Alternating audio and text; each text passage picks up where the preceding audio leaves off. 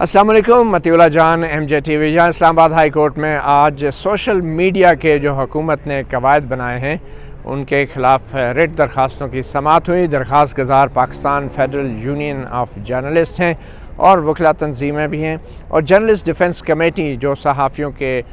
دفاع کے لیے پاکستان بار کونسل نے تشکیل دی، اس کے اراکین بھی آج یہاں موجود تھے۔ چیف جسٹس اطہر منالہ نے ابتدائی سماعت کی ہے، اور سماعت میں اٹارنی جنرل فار پاکستان نے خصوصی طور پہ اسلام آباد ہائی کورٹ سے درخواست کی ہے کہ سوشل میڈیا کے قواعد کے حوالے سے وہ ذاتی طور پہ عدالت کے سامنے پیش ہو کے اس پہ عدالت کی معاونت کرنا چاہتے ہیں۔ یہ بہت اہم معاملہ ہے۔ یقینی طور پہ پاکستان میں میڈیا جن پابندیوں کا شکار ہے اور رہا ہے، اور خاص کر مین اسٹریم میڈیا، اب سوشل میڈیا پہ بظاہر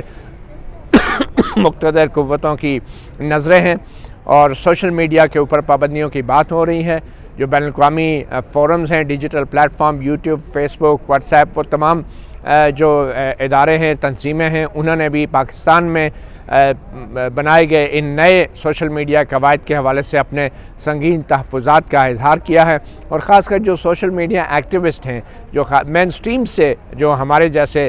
جن کو باہر کر دیا گیا تھا، وہ سوشل میڈیا پہ ریلائی کر رہے تھے، یوٹیوب کے ذریعے وہ تمام سچ بتا رہے تھے جو مین سٹریم میڈیا آج نہیں بتا پا رہا، ان کے بھی تحفظات ہیں، وہ بھی کنسرن ہیں۔ اور اگر یہ کہا جائے کہ پاکستان کے عوام جو ہیں، جو شہری ہیں، جن کو آئین کے تحت جاننے کا، معلومات تک رسائی کا بنیادی حق دیا گیا ہے، آزادی رائے کا بنیادی حق دیا گیا ہے، وہ بھی براہ راست متاثر ہو رہے ہیں حکومت کے ان نئے قواعد سے۔ تو اسی والے سے چیف جسٹس اطہر منالہ نے آج سماعت کی اور اپنے ریمارکس میں یہ کہا کہ جن معاشروں میں آزادی رائے نہیں ہوتی، شفافیت نہیں ہوتی، معلومات تک رسائی نہیں ہوتی، وہ معاشرے ترقی نہیں کر سکتے۔ کابینہ کی طرف سے جو قواعد منظور کیے گئے ہیں، چیف جسٹس اطہر منالہ نے ان قواعد کو تمام سٹیک ہولڈرز کے بیچ تقسیم کرنے کا حکم بھی دیا ہے، اور انہوں نے کہا ہے کہ جو قواعد وفاقی کابینہ نے تیار کیے ہیں یا منظوری جن کی دی ہے، وہ Pakistan federal union of journalist کو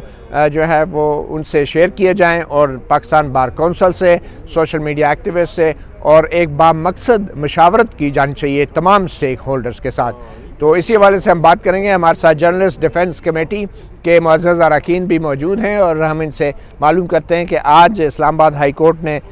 جو پروسیڈنگ ہوئی ہے وہ کیا تھی۔ جی جہانگیر جدون صاحب، آپ کچھ بتانا چاہیں گے کہ اسلام آباد ہائی کورٹ میں جو پروسیڈنگ ہوئی ہے، چیف جسٹس اطہر منالہ نے کیا ریمارکس دیے، اور یہ درخواست کے بارے میں کچھ بتائیں گے؟ یہ درخواست گزار کون ہیں اور وہ کیا چاہ رہے ہیں اسلام آباد ہائی کورٹ سے؟ بسم اللہ الرحمن الرحیم۔ آج اسلام آباد ہائی کورٹ میں فیڈرل یونین آف جرنلسٹ جو پٹیشنر ہیں، ان کی طرف سے ایک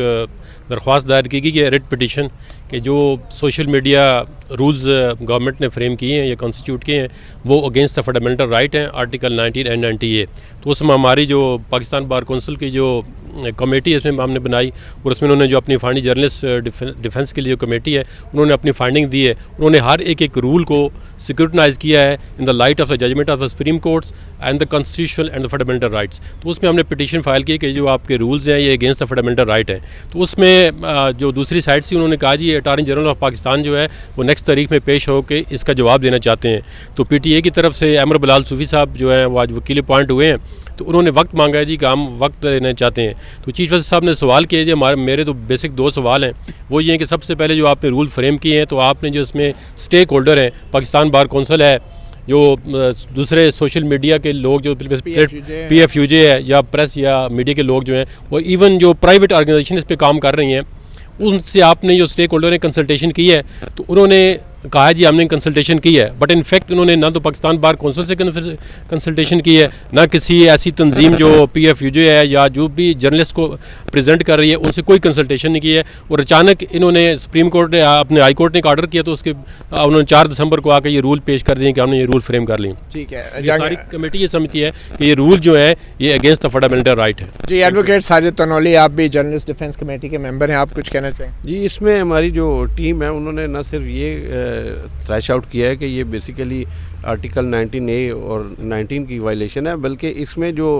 رول میکنگ اتھارٹی ہے اس نے وہ پاور بھی زوم کر رہی ہیں جو ایکٹ میں بھی ان کو بھی نہیں ہے، ایڈجوڈیکیشنز کی پاور لے لی۔ کون سے ایکٹ میں؟ جو پیکا ایکٹ میں پیکا ایکٹ سے اس کی بیسک جو پروویژن ہے 37 اس سے کنٹراڈکٹری ہیں، اور سارے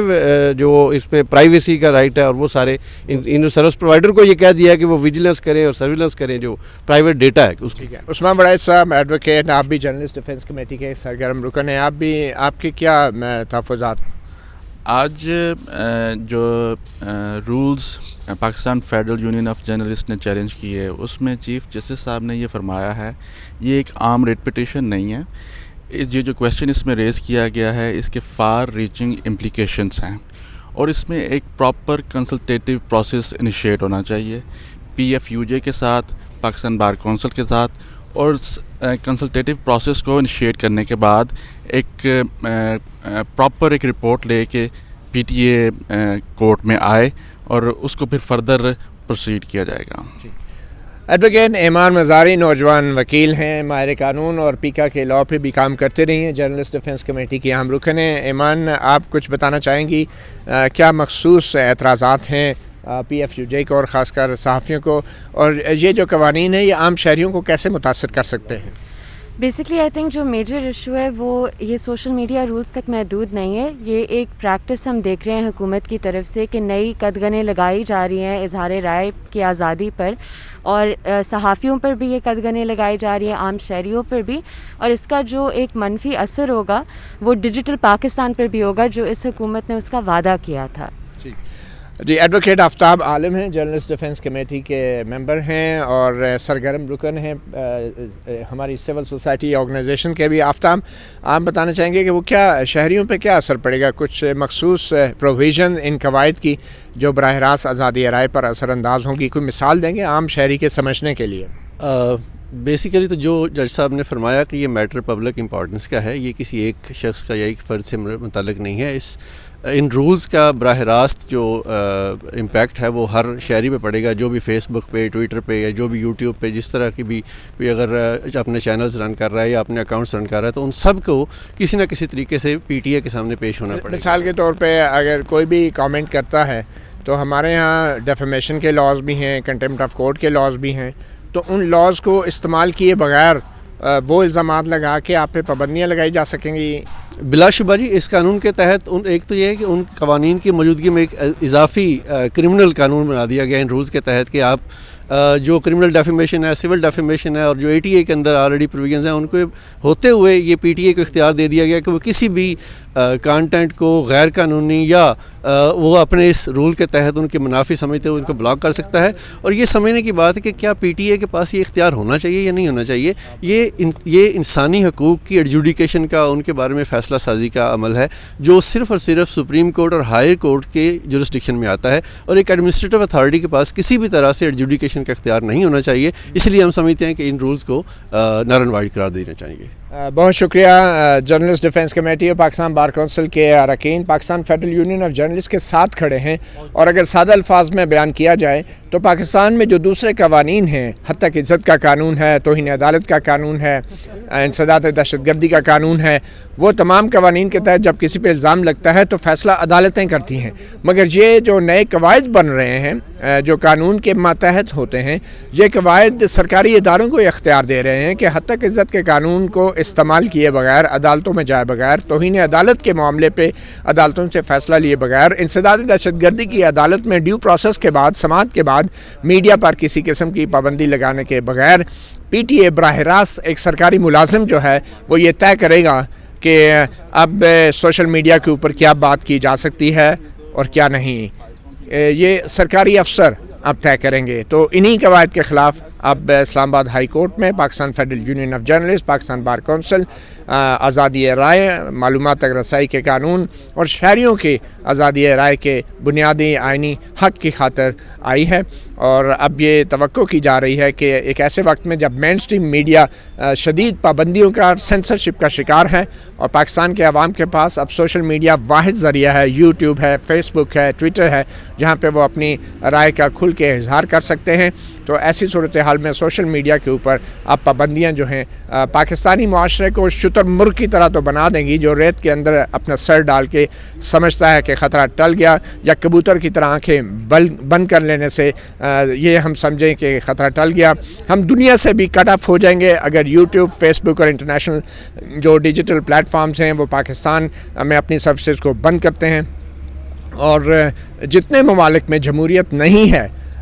بدقسمتی سے آج کل ہمارے طاقتور اداروں کے اور حکومتوں کے دوست وہی رہ گئے ہیں جن سے ہمیں کچھ مالی طور پہ مل رہا ہے، اور ہم ان کے نظام حکومت کو فالو کر رہے ہیں. اور اب جمہوریت کی بات کرنا بھی ہمارے جو حکمران ہیں، جو سیاستدان ہیں، اور ایون کے حکمران جماعت، ان کو جمہوریت کا لفظ استعمال کرتے ہوئے بھی شرم آتی ہے. اور ایسی صورتحال میں سوشل میڈیا کے اوپر جس قسم کی پابندیاں لگائی جا رہی ہیں اس سے براہ راست اثر پڑے گا نہ صرف آزادی رائے پہ بلکہ پاکستان میں جمہوریت کے مستقبل پر بھی. متی اللہ جان، MJ TV سے اتنا ہی. اجازت دیجیے. اللہ حافظ.